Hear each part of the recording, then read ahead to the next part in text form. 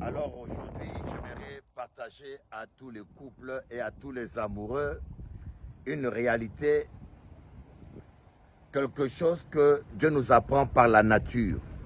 Dieu a créé une rose et Dieu, pour protéger la rose, parce qu'elle sait que la rose est très belle et que les gens seront tentés d'abuser d'elle, alors Dieu a mis des épines.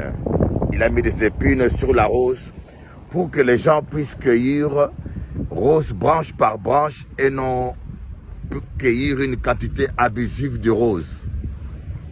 Et c'est là où nous voyons la sagesse de Dieu. C'est un peu pareil dans ton couple. Ma soeur, mon frère, j'aimerais te dire, il n'y a pas de rose sans épines. Il n'y a pas de mariage sans problème. Il n'y a pas de mari sans défaut. Il n'y a pas de femme sans défaut. Apprends à gérer les défauts de ton mari. Apprends à gérer les défauts de ta femme. Apprends à gérer les problèmes dans ton couple. Même Jésus, le Fils de Dieu, a eu des problèmes. Et il les a gérés. Apprenons à gérer les problèmes. L'homme parfait n'existe pas.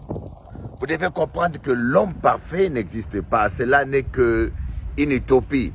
L'homme parfait n'existe pas. La femme parfaite n'existe pas. Seul Dieu est parfait. Apprends à aimer ta femme avec ses défauts. Apprends à aimer ton mari avec ses défauts. C'est ce qui ne va pas avec beaucoup des hommes et des femmes dans le mariage. Nous cherchons la perfection. Mais la nature elle-même nous apprend. Il n'y a pas de rose sans épines. Il n'y a pas de mari sans défaut. N'importe quel mari que vous aurez, il aura toujours un défaut. N'importe quelle épouse que vous aurez, il y aura toujours un défaut. On sait ce qu'on quitte, on ne sait pas ce qu'on aura demain.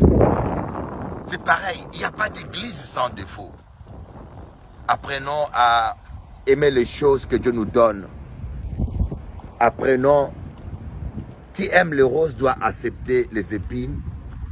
La femme est comme une rose. Il faut la traiter avec délicatesse. Il faut bien la prendre dans ses bras avec délicatesse, de peur de se faire piquer et d'être blessé. La nature nous apprend les choses. La nature elle-même nous enseigne certains principes. Que Dieu vous bénisse. Bishop Eli, et puis Pointe-à-Pitre.